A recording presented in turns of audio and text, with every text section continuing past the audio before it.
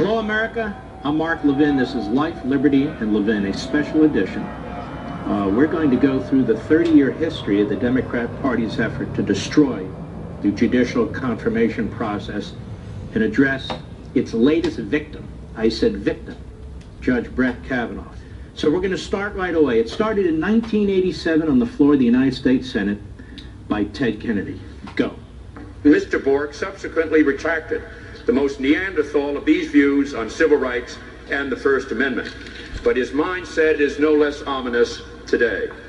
Robert Bork's America is a land in which women would be forced into back alley abortions, blacks would sit at segregated lunch counters, rogue police could break down citizens' doors in midnight raids, and school children could not be taught about evolution. Writers and artists would be censured at the whim of government.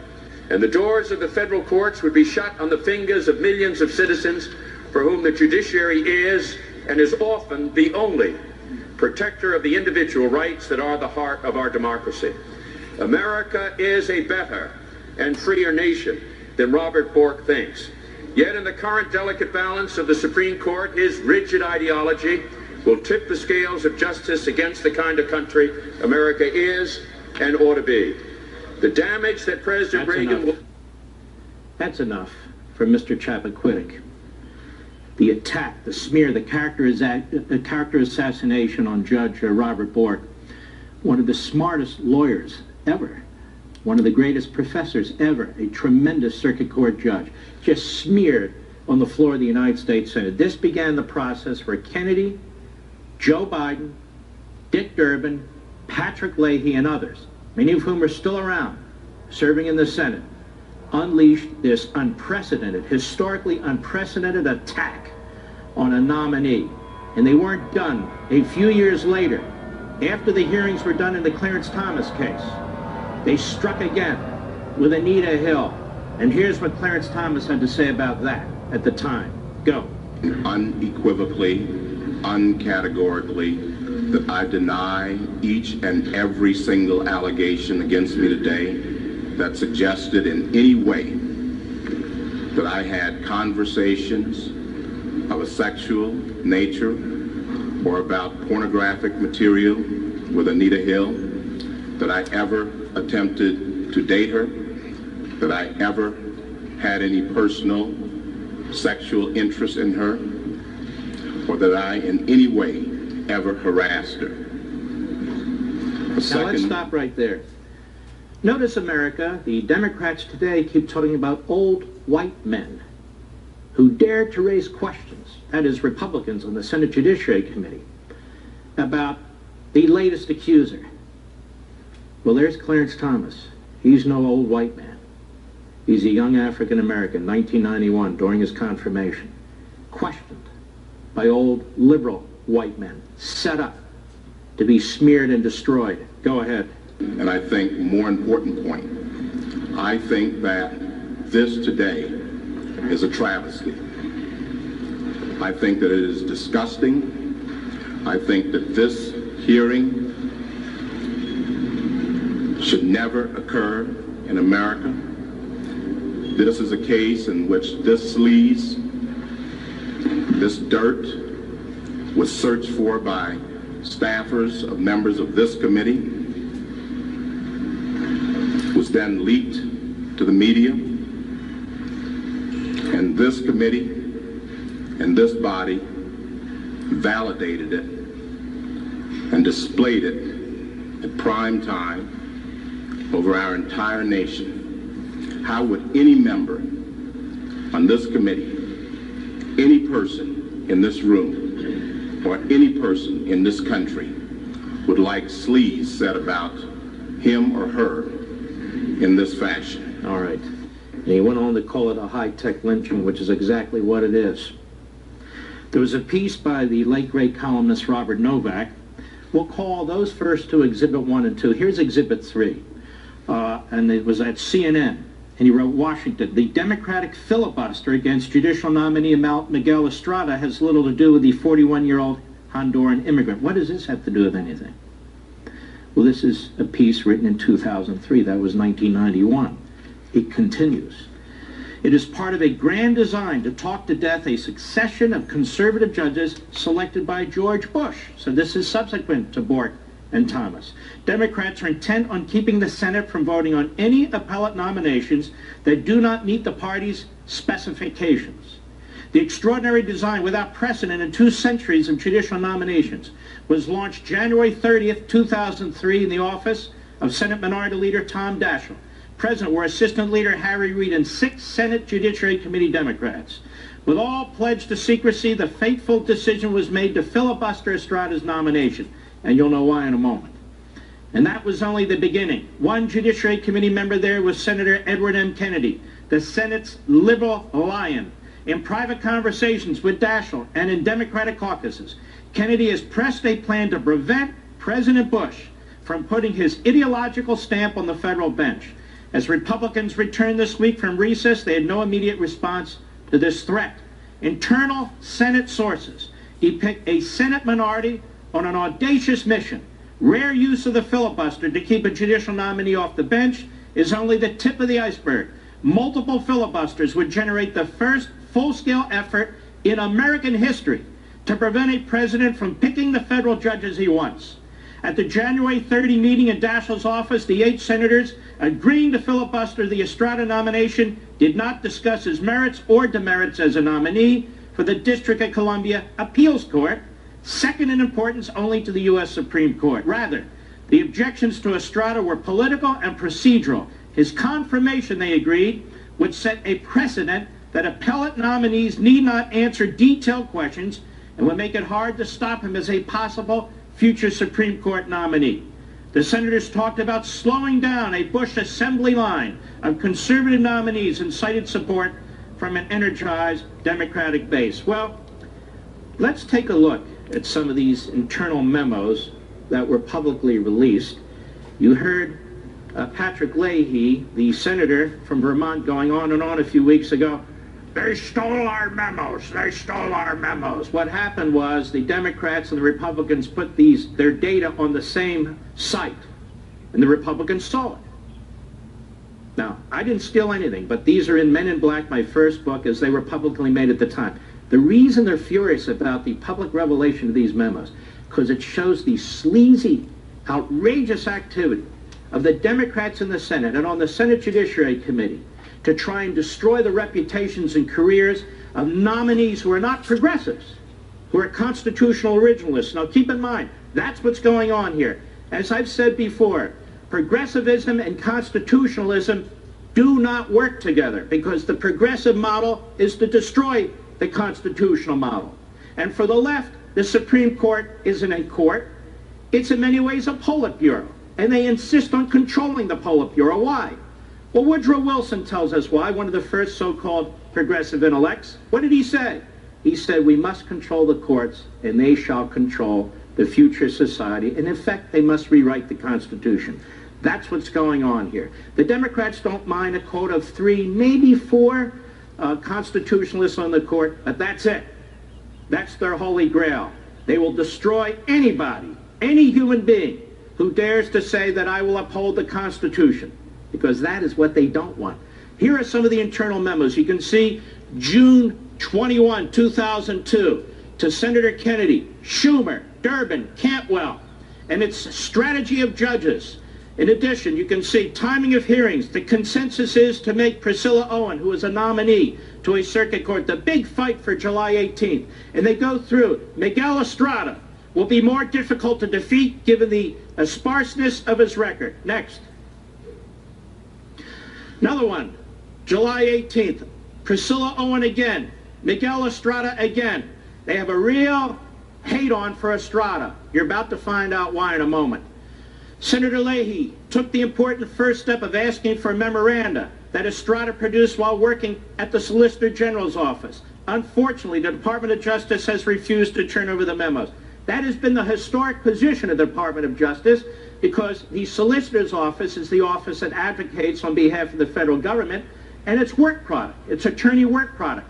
It's not turned over to the United States Senate during a confirmation process. Next. Here you can see again, April 17, 2007, Elaine Jones, would like the committee to hold off. Now, first of all, before we go on, look who's in these meetings. Elaine Jones of the NAACP Legal Defense Fund in 2002. She's in there, as well as a bunch of other left-wing groups. These left-wing groups are controlling the judicial nomination process for the Democrats. Kennedy, Leahy, Daschle, the rest of them, meeting with these groups, taking orders from these groups, conspiring with these groups, organizing with these groups in the shadows, where the American people can't see them. Next. Meeting with civil rights leaders, that is left-wing groups, to discuss judicial nomination strategy, June 5, 2002, to discuss all these nominees from George Bush. Next. Meeting with civil rights leaders, again, November 6. This goes back to 2001. The groups would like to postpone action on these nominees until next year, when presumably the public will be more tolerant of partisan dissent. Who are these groups? Again, you have People for the American Way, Ralph Nays, Kate Michaelton, NARAL, Nan Aaron, Alliance for Justice, Wade Henderson, Leadership Conference on Civil Rights, Leslie Prohl, NAACP Legal Defense and Education Fund, the American Association of University of Women, and it goes on and on. Hardcore left-wing groups. Next. Here we have another meeting. This one was November 7, 2001. Check it out. They also identified Miguel Estrada as especially dangerous because he has a minimal paper trail, he is Latino, and the White House seems to be grooming him for a Supreme Court appointment. In other words, you gotta kill off this guy because he's Latino, he's smart, he's in the solicitor's office at the Department of Justice, he doesn't have a long paper trail that we can use against him, and if he gets on the D.C. Circuit, he may wind up on the Supreme Court as the first Latino Supreme Court Justice. Incredible. Next. Kennedy behind the whole thing. Biden, Leahy, Durbin, and the rest. Next. Again, you can see who was in attendance. Daschle, Reid, and what are they focused on? Feinstein, Schumer, Edwards, Durbin, Leahy. Estrada. They gotta kill off Estrada, the first Latino that might be on the Supreme Court. Next. Well, you get the picture. And that's what these memos show. They show that the Democrat Party has hijacked the judicial nomination process over the last 30 years. That their left-wing groups have hijacked the judicial nomination process from the American people. And they may let a justice through here and there who's nominated by a Republican, but the fact of the matter is they are going to crush anybody who they believe might change the balance of power. What are we talking about here? We're talking about Republican presidents like Donald Trump who are nominating people who want to follow the Constitution, people who want to adhere to the Constitution. Now, the left talks about judicial precedent. You got to follow judicial precedent. They don't mean it. If there's judicial precedent they don't agree with, they blow it off. But if they're right, judicial precedent, Dred Scott, the slavery case, do they think that judicial precedent should have been followed?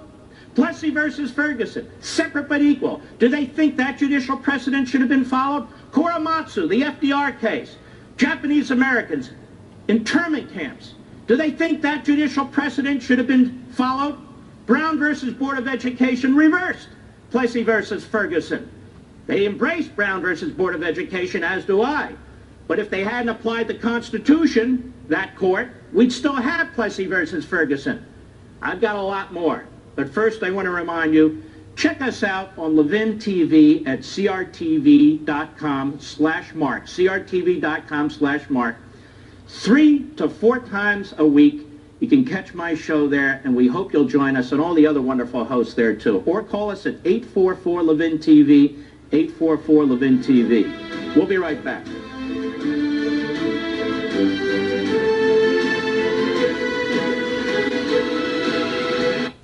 Now, the Democrats and their surrogates in the media are fond of saying that a president shouldn't nominate anyone to the Supreme Court in the last year, right, of their presidency, unless, of course, they're Barack Obama. You see, the rules change with the Democrats. Filibuster, don't filibuster, do filibuster.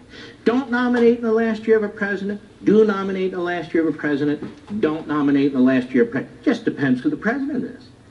So their principles are very negotiable because they have none. Exhibit 5, go.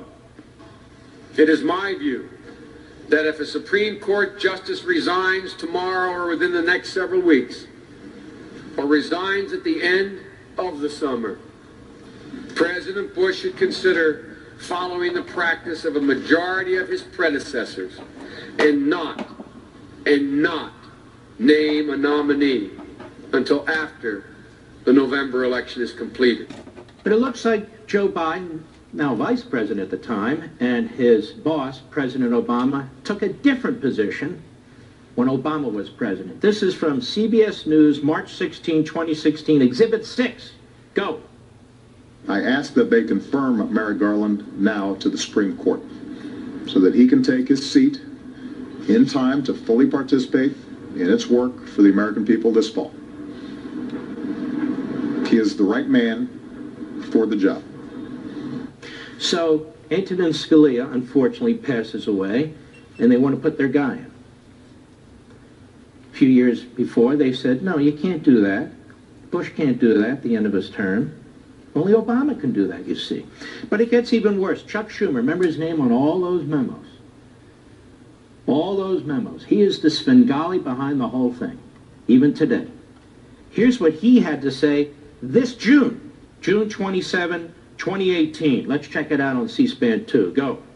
Our Republican colleagues in the Senate should follow the rule they set in 2016, not to consider a Supreme Court justice in an election year. Now stop. That's not what they did.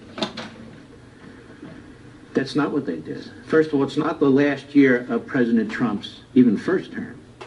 They didn't set the rule that you don't consider a Supreme Court justice in the last year of a president's term. The Democrats set that rule. Then they broke the rule. Then they set the rule again. And if Schumer's right, which he never is, that would mean that the only time you can consider a nominee to the Supreme Court of the United States is basically every other year. Now that's preposterous. Nobody agrees with that. Now let's take a look at this. A piece by Mark Thiessen back in, July. The Democrats, federal circuit courts with liberal judges, because that's what they did under Obama.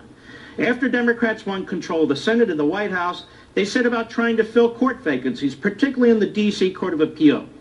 With judges so left-wing, they knew they couldn't meet the 60-vote filibuster standard. When Republicans, following the precedent Democrats had set, filibustered some of President Obama's nominees, the Democrats, again, broke precedent and eliminated the filibuster for all but Supreme Court nominees. Now remember those memos I showed you earlier? They were filibustering circuit court nominees. Then they eliminated the filibuster for circuit court nominees to ram through as many of their judges as they could under Obama.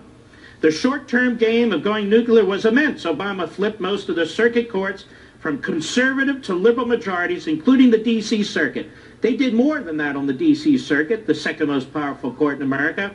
They added 2 more seats. They not only stuffed the courts with leftists, they added 2 more seats so they could stuff it even further with leftists. The Democrats' mistake also was to filibuster Neil Gorsuch. After Republicans had won back the Senate, they refused to confirm Obama's choice of Merrick Garland to replace the late Justice Antonin Scalia, citing as precedent the promise made in 2007 by Schumer that Democrats would not confirm a Supreme Court justice during President George W. Bush's final year in office. And you heard Biden take that position. When Trump was elected and appointed Gorsuch to fill Scalia's seat, apoplectic Democrats made a fatal error. Instead of keeping their powder dry until Anthony Kennedy resigned, they filibustered Gorsuch's nomination. The decision to block such an obviously qualified nominee freed tradition-bound Republicans to end the filibuster for Supreme Court nominees and confirm him with a simple majority, which is why they're jumping up and down now. Their own back and forth, ends justifies the mean strategies have bitten them. Democrats are accusing Senate Majority Leader Mitch McConnell of hypocrisy, moving forward with a Supreme Court nominee during an election year. But McConnell never said he would not confirm nominees before midterm elections in the second year of a presidency. 3 sitting justices were confirmed in midterm election years. Elena Kagan, August 2010, a Obama appointee. Samuel Alito, January 2006, a Bush appointee. And Stephen Breyer, August 1994, a Clinton appointee, as were retired Justices David Souter and Scalia. Trump is going to do exactly what Presidents Obama, Bill Clinton, and both Bushes did before him. So there is another big lie by the Democrats, going back and forth on the filibuster, going back and forth on the issue whether a president should nominate somebody to the Supreme Court in the last year of his term, then in the year before a midterm election, and so forth. We are laying out the case for how the Democrats have hijacked the judicial confirmation process. They have destroyed the judicial confirmation process, and why? Because they want to stack the courts, every circuit court and the Supreme Court, with progressive statists, because they want issues nationalized. They believe in autocracy. They believe in the centralization of government. They can talk about people all they want. They can talk about women all they want. They can talk about old white men all they want. What they really want is power, and to maintain their power.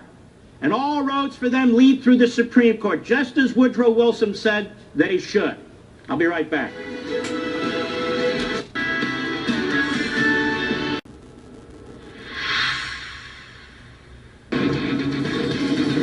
Welcome back, America, as we walk through the desecration of the judicial nomination process, thanks to the Democrats, who have burned down over 200 years of tradition. You know, originally, there were very few hearings for Supreme Court nominees. Early in our history, right up through the 1800s into the 1900s, they began in earnest after, really, the 1960s. You can even look and you can see that many Supreme Court justices were confirmed on voice votes. That is, not even roll call votes. I'm not sure I actually support that sort of thing. But now they've turned into these circuses. The Republicans have not turned these into circuses. I mean, Ruth Bader Ginsburg, she got confirmed with over 90 votes. The Republicans didn't try and filibuster. They didn't look into her background. They didn't question whether there was any wrongdoing and so forth. Kagan got well over 60 votes, and she was a well-known Bill Clinton hack, in my humble opinion. They didn't go after these people for that. Stephen Breyer, longtime staffer for Kennedy on the Senate Judiciary Committee, did they destroy him? Did they trash him? This is a one-way street. And it's about damn time the Republicans stand up to it.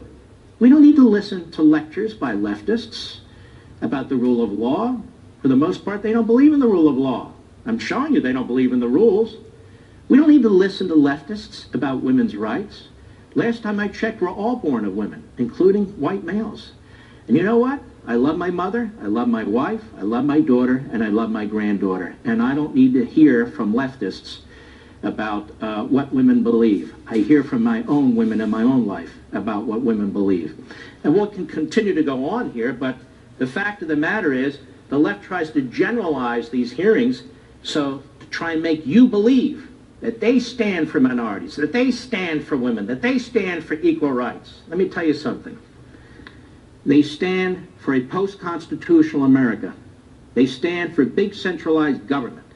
They stand for an all-powerful Supreme Court, and they will never, ever willingly let go. Obama's judges leave liberal imprint on U.S. law. This was a Reuters piece as he was leaving office. Of the 13 appeals courts under the Supreme Court, nine now have a majority of Democratic appointees, compared with one when Obama took office, according to research carried out by Russell Wheeler, a scholar at the Brookings Institution in Washington. In addition to appointing 2 Supreme Court justices and dozens of district court judges, Obama appointments now make up 55 of the current 168 appeals court judges, according to the judiciary. Obama's current total of 323 district and appeals court appointments, most of them district court judges, is similar to the tallies achieved by only recent 2-term presidents. The difference is he's put hardcore ideologues in the federal judiciary. And this is what they're protecting. The federal Appeals Court in Washington, D.C., which we've been talking about, is another where the balance of power has been flipped. Often known in legal circles as the second highest court in the land because it hears important cases concerning the federal government. The U.S. Court of Appeals for the District of Columbia was dominated by conservatives 6-3 when Obama took office. Now it's dominated by leftists 7-4. 6-3, 7-4. 6 and 3 is 9, 7 and 4 is 11. Remember what I said? They added 2 judges.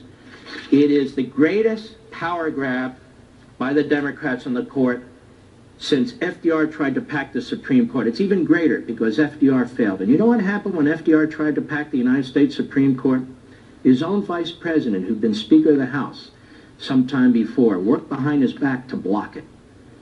Because even then, during the outrageous 1930s and 40s when the Democrats controlled virtually everything, even then, there was at least a scintilla of respect for the constitutional order.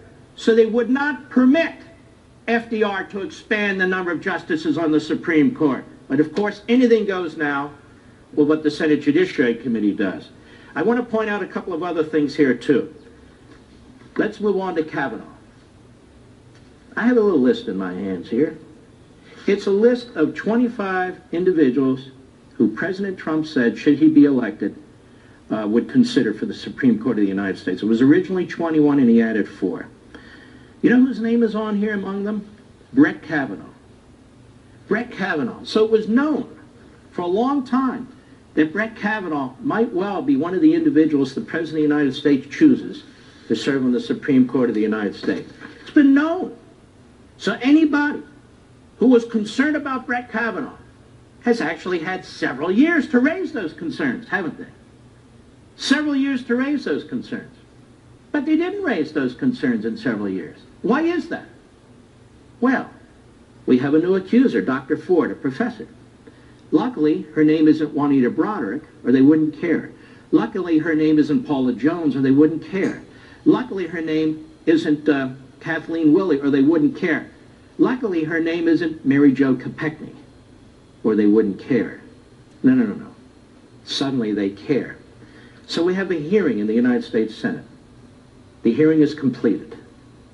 One of the senators on the committee, who happens to be the leading Democrat on the committee, Dianne Feinstein, the ranking Democrat, has information that she does not reveal during the hearing, that she does not reveal during the visiting period where Kavanaugh meets the United States Senate. She keeps it in her back pocket. She doesn't want it, that information, to be known during the hearing process. She doesn't want it to be tested during the hearing process. So she sits on it, and she waits. And what exactly was she waiting for? And what exactly did the accuser accuse the nominee, Mr. Kavanaugh, of? We're going to get into this in a moment. Just remember, every weeknight you can watch me on LEVIN TV, almost every weeknight, by going to crtv.com/mark, crtv.com/mark. Join our wonderful community over there, or give us a call at 844-LEVIN-TV, 844-LEVIN-TV. We'll be right back. Brett Kavanaugh strongly denied by both Kavanaugh and the White House. And now Senator Dianne Feinstein calling for an immediate postponement of proceedings in the light of this new allegation.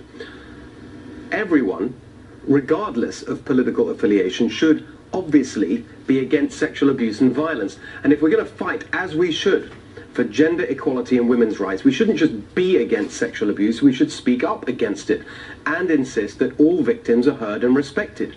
But that basic principle of social justice has been abandoned by Democrats as they put partisan politics ahead of women's rights, turning #MeToo into #NotYou.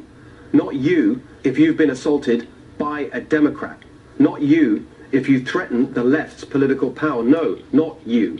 If you're a woman who has a credible claim against a Democrat on the ballot this November, the message is crystal clear. Shut up, sister, and don't rock the boat. A prominent Democrat member of Congress with credible domestic abuse allegations is running for office this fall. So, the latest in our How Swampy Is Your Candidate series has a special twist. Democrats' hypocrisy on women's rights is tonight's Swamp Watch.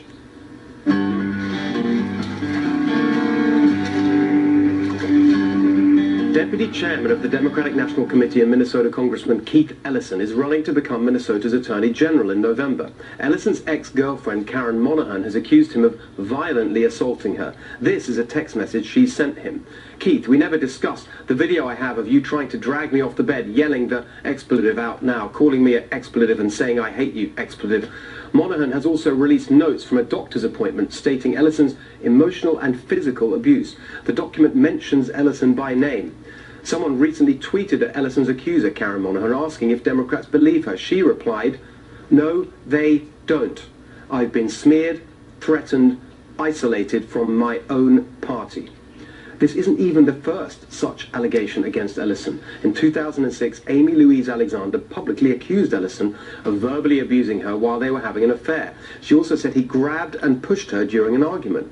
Ellison denies both allegations, just like Brett Kavanaugh denies the allegations made against him.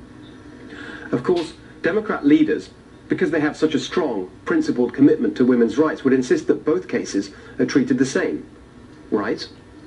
On the Brett Kavanaugh allegations, the most vocal Democrat this week was Senator Kirsten Gillibrand. I believe her because she's telling the truth. She is asking the FBI to investigate her claims. She is asking for that kind of review, that investigative work, that oversight, that accountability, because she's telling the truth. Judge Kavanaugh has not asked to have the FBI review these claims. Is that the reaction of an innocent person? It is not. And here's what she said about the Keith Ellison case. Literally nothing. What about that great champion of women's rights, Kamala Harris? On Brett Kavanaugh's accuser, she says this.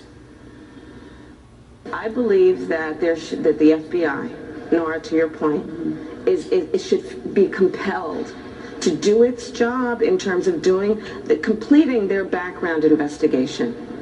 And that's not being done. Be compelled? But it's okay. She's really fired up about Keith Ellison too. Quote, "I know that the DNC is investigating it, so we'll see and let that run its course." The DNC investigating it. Imagine if Chuck Grassley said that about the Brett Kavanaugh case. Don't worry, we've got the RNC looking into it. But if we can't count on Kamala Harris for consistency, then surely good old Bernie Sanders is a reliable Me Too advocate. Yes, indeed. On Kavanaugh, he tweeted, "The allegation from Professor Christine Blasey Ford is a serious one that deserves a full investigation." Strong words, Senator, and I'm sure you feel equally strongly about alleged abuse of any women anywhere. So what's this? When asked about the Ellison allegations, Senator Sanders told reporters, quote, "Nope, nothing, and you'll excuse me, I've got to get going." I'm sure you do, just in case you get a lecture from your colleague Mazie Hirono. Guess who's perpetuating all of these kinds of actions? It's the men in this country, and I just want to say to the men in this country, just shut up and step up. Do the right thing. That's right, Maisie. These wretched men who don't respect women with abuse allegations need to shut up and step up. Men like, well, Democrat Senator Richard Blumenthal. He had lots to say this week about Brett Kavanaugh. I believe Dr. Ford. I believe the survivor here. There's every reason to believe her. This nomination will not only cast a shadow over Judge Kavanaugh, if he were ever to be confirmed, it will also stain the United States Supreme Court irreparably. But on Democrat Keith Ellison's alleged abuse, silence. Come on, Senator, step up! And that goes for you too, Tom Perez, chair of the DNC. Here's what Perez said about Brett Kavanaugh. This serious allegation must be investigated thoroughly. The American people deserve answers, not a vote that's rammed through by Republicans. I wonder what he means by a thorough investigation. Oh wait, he told us when he was talking about the serious allegations against Keith Ellison.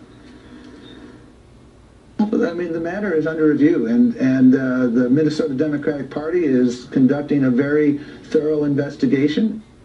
Phew, that well-known and widely trusted professional arbiter of sexual abuse allegations, the Minnesota Democratic Party, is going to take care of it. Wait, I've had an idea. On Brett Kavanaugh, let's get the Maryland Republican Party to investigate. I'm sure Tom Perez will be fine with that. What a bunch of hacks and hypocrites these Democrats are.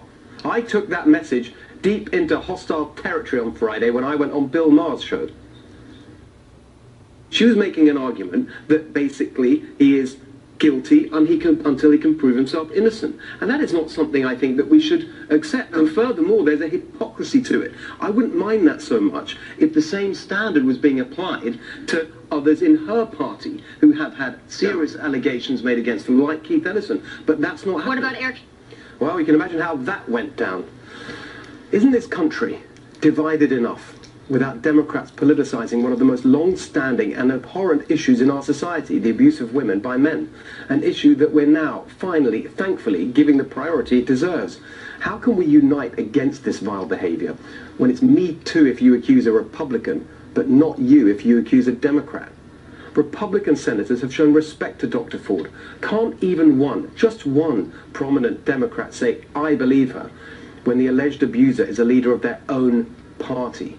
Kirsten Gillibrand, Kamala Harris, Mazie Hirono, you made a great show of standing up for women last week. Turns out that in your eyes, some women's rights are worth more than others. Thanks a lot, sisters.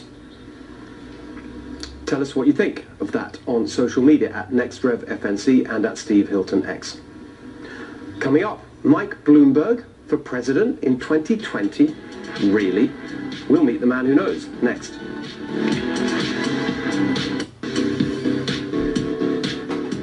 All right, will we see another billionaire from New York run for president in 2020? A spokesperson